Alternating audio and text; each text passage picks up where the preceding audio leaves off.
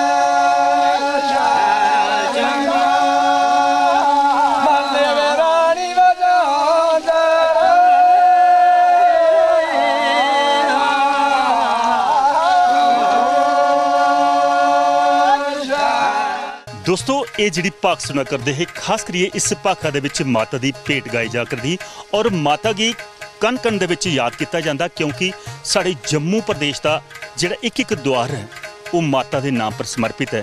कुतै पहाड़ों च त्रिकुट पर्वत च बैठी दी माता शेरां आह्ली ते कुतै मचेल पाडर च बैठी दी माता मचेल आह्ली।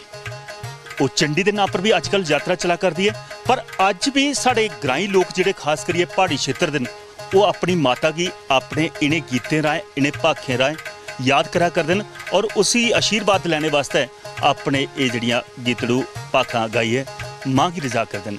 बड़ा सोहना नज़ारा है। थल्ले शम शम बगदा एक नाड़ू है ਬੌਲੀ ਹੈ ਉਸ ਬੌਲੀ ਦਾ ਇੰਨਾ ਸਵੱਛ ਪਾਣੀ ਤੇ ਉੰਦਿਆਂ ਕਿ ਜਿੰਨਾ ਮਿੱਠਾ ਪਾਣੀ ਇਸ ਬੌਲੀ ਦਾ ਇੰਨੀ ਕਿ ਮਿੱਠੀ ਆਵਾਜ਼ ਦੇ ਵਿੱਚ ਇਹ ਜਿਹੜੀ ਭਾਖ ਅਸੀਂ ਤੁਹਾਡੇ ਕਨੇ ਸਾਂਝਾ ਕੀਤੀ।